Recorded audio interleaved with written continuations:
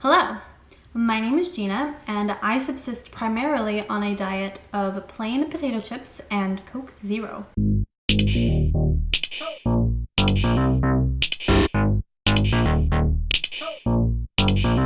So today we're doing something that I really did not plan at all, which is we're going to play with the Colored Raine Vivid Pigments. The reason why we're doing this is because I was scrolling through my Facebook memories and I saw an Instagram post that was exactly a year ago as of this filming with these, and I was shocked that these are a year old, that I've had them for a year, because they are such indispensable staples in my collection that it feels like I've had them for longer. Most of them have significant dips. I used the blue shades on a tutorial recently. I love these. So I'm gonna do kind of a year anniversary check-in on these shades, do I guess what people are calling throwback reviews, and have some fun with it. If I need to pull in something else, if I feel like something shiny, I will pull from the backside of this palette, which is just a collection of things that I know that I need to use for whatever reason. With all that said, I'm gonna put this down. I'm going to do my brows and get my eyes prepped off camera, and then we'll go ahead and get started. All right, we are prepped and ready to go, except I have no idea what I want to do. I did realize though, these are, I think, the first single shadows I ever bought. And that's really exciting, and actually I feel fuzzy about it. I don't know. Yeah, so I don't know exactly what I want to do. So this shade here, I don't know if I'm going to use it, but I'm going to talk about it. It's called Unbothered. I think if you were wondering why this is in a vivid palette, you would be correct. But I love that shade, and I love this one too, Crushin. These are like some of the best like vivid transition shades, and this one here, just like, I don't even know how to explain it. I mean, it's vivid, it's vibrant. In fact, I think what I'll do is I'll take Crushin as like outer crease and then use Unbothered to deepen the crease. Taking my little flat oblong fluffy brush of my love, it's a Morphe M433, going into Unbothered and packing that on. I put down the P. Louise white base. I definitely did not own this base when I bought these shadows originally, but I'm sure that I've used them with it at some point, but I haven't used the white base in a hot minute either. Going in on Crushin with a more fluffy brush, I'm just gonna tap that in here. I feel like when these came out, I had like super mixed feelings about them, because you touch most of these and they feel dry. The blues in particular are bad about that, and I'll talk about them in a second, but they feel like really crusty. I don't know, crusty is not the right word. They don't have that like buttery texture that you come to think of as like, this is a good eyeshadow, right? But they blend forever. And what I mean by that is I can put this on my eye, and in an hour I can come back with a brush and do more blending, and they will continue to blend. And I could take this peach shade and just blend it, I don't know, literally all the way down my face, but it'll go a long way. Like, it just spreads out very, very well. And I was super impressed by that. But like I said, these two like peachy shades are total go-tos when I'm doing, like if I'm doing something quote unquote neutral, I tend to go peach. And I love using both of those.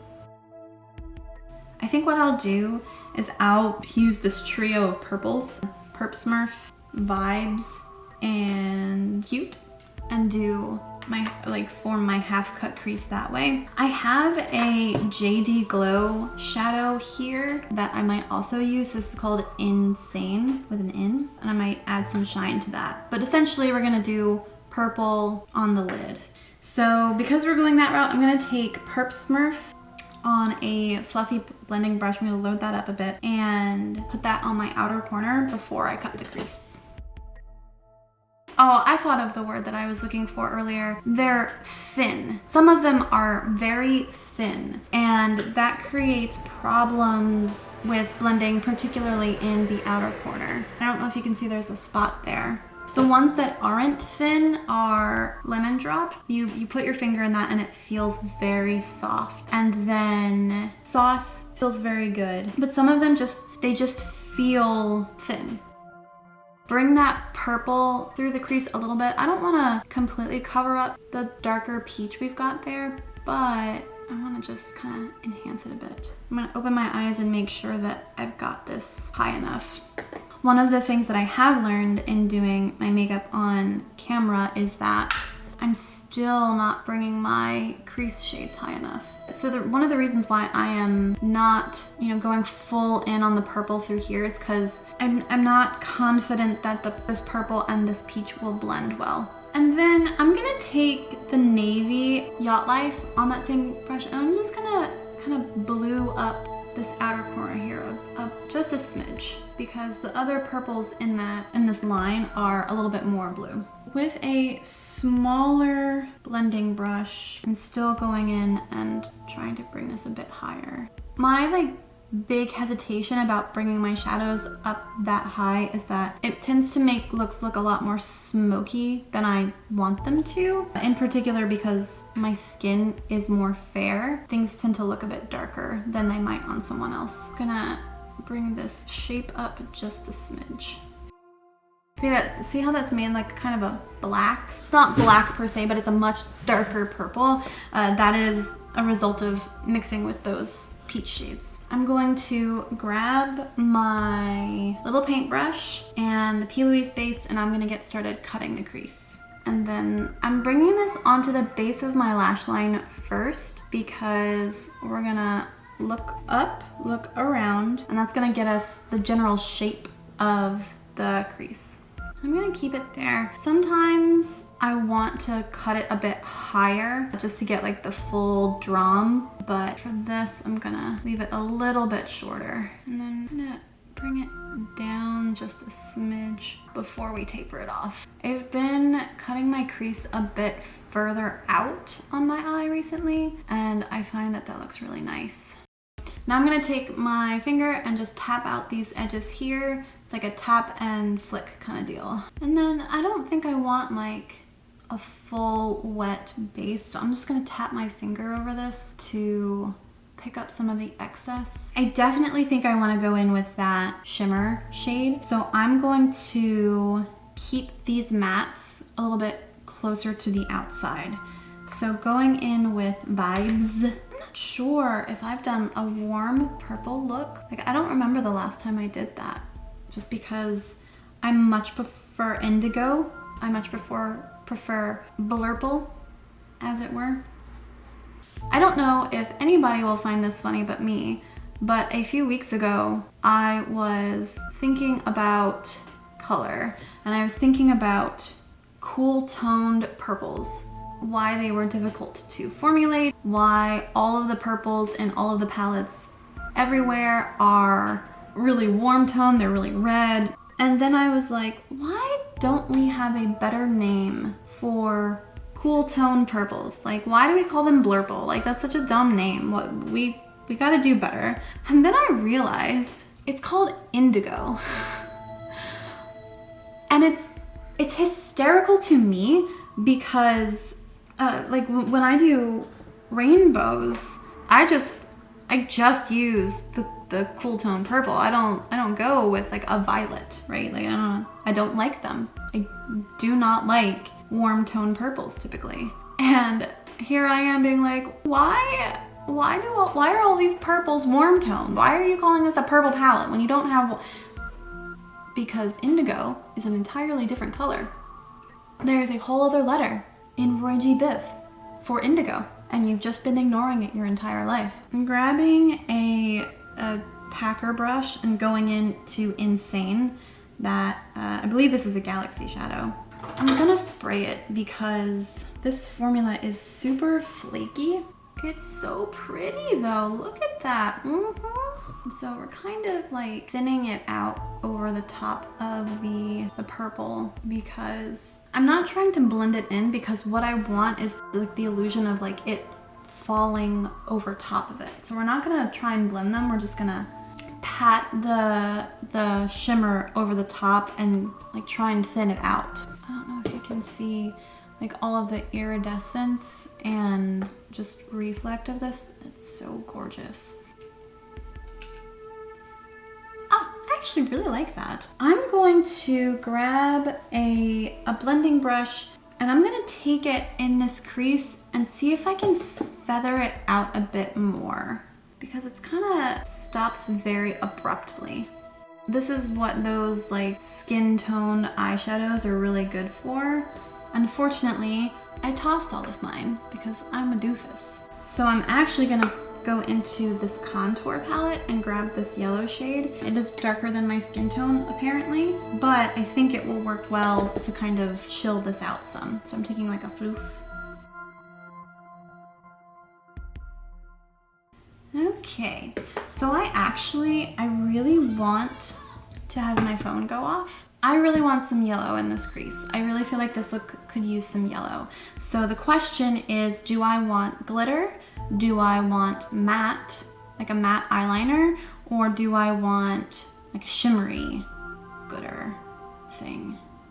Yeah, I'm gonna pivot and I'm actually gonna do Crushin as a liner, because that has a nice vibrancy and it brings some of that peach back. And I think this look is gonna be the most successful if we keep the color palette a little bit more limited. So I'm gonna do that instead. So this is really interesting. This is the first time I've mixed these shadows into the NYX mixing medium, and I think any mixing medium. And they are really like absorbing it. I cannot get like a smooth texture out of it. It's really like picking up on the brush, like it's adhering to the brush. So I had to add like more medium, which made it less opaque. So I need to add like more shadow into it, which then of course will increase the chunkiness of it. The reason why I'm putting this on camera is because these are pigments, right? These are pressed pigments. So at least in theory, mixing these with the medium should be pretty easy, but it's not really working out that way. I added some of the Marin mixing medium. So the Marin one is very liquidy and the NYX Multitasker medium is a gel. I like the gel much better. The Marin, it's really easy with the Marin to do too much, but I can't get this to be liquidy just because of the way that it was reacting to the NYX one. This is not very opaque at all, but I have a feeling it's gonna be the best that I can get without using too much more shadow. So I'm just gonna go in. This is a paintbrush. This is a Ducato 4/0 liner brush, and I'm just gonna line through here.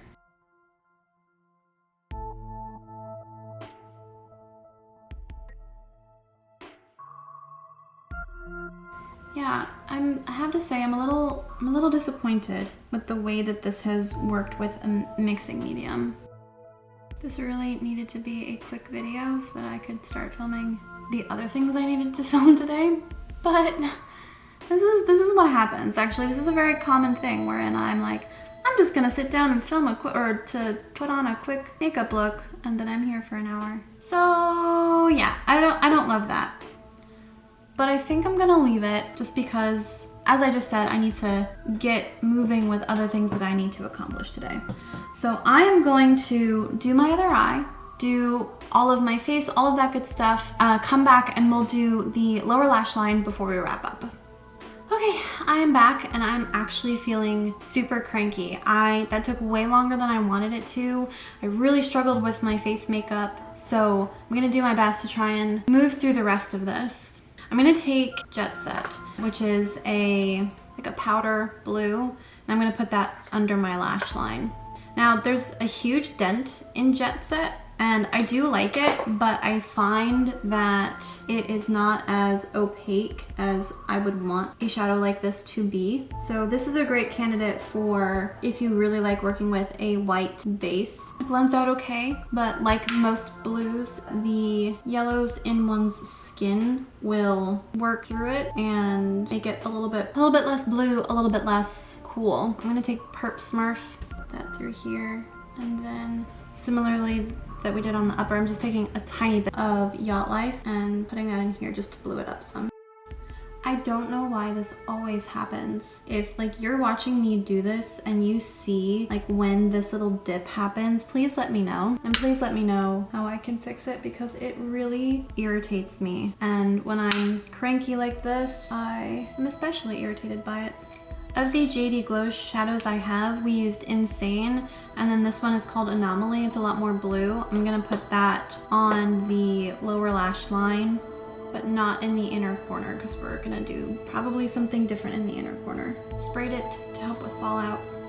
When I first got these JD Glow shadows, I was like, you know what? I don't understand what all the fuss is about, but like using them on the eyes is a different experience, and I'm glad that I have them. Blend this out a smidge while I think about what I want my inner corner to look like.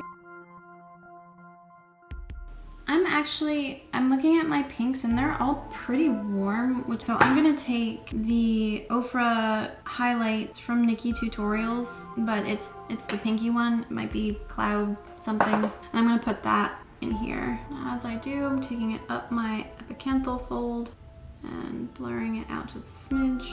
My back also hurts, and I'm in kind of some discomfort right now. I really need different chairs in my studio and here at my makeup table, because like I'm sitting in them for hours at a time and they're not good. They're like dining chairs that I got for $100, which, you know, in fairness to me, when I bought them, I did not realize I was going to be filming for 3 hours at a time and like then editing for, you know, 12 hours at a time. I did not know that I was going to be spending entire days for weeks at my computer downstairs, which I'm not sad about. Like I have said, take the white one on my problem. Like I have said, this has been a really important and very good experience for me, but like was also very unplanned. I think like all of the physical discomfort is what is making me so freaking cranky right now, which is understandable and valid. Well, I'm just gonna stop. Sometimes it's just better and easier to stop going. I'm gonna do liner, lashes, all of that good stuff, and then come back and we'll wrap up. Okay, here is the final look. The sun is out. My white balance is trash. We're gonna have to live with it. I think more than anything, I'm annoyed by how late it is in the day. I mean, that's not true. I'm in some significant physical discomfort. I do still really like this look, and I do really like the Vivid Pigments. I think they're still great, matte, bright shadows to have in one's collection. As of right now, they don't sell them as singles, but they do come in a palette altogether.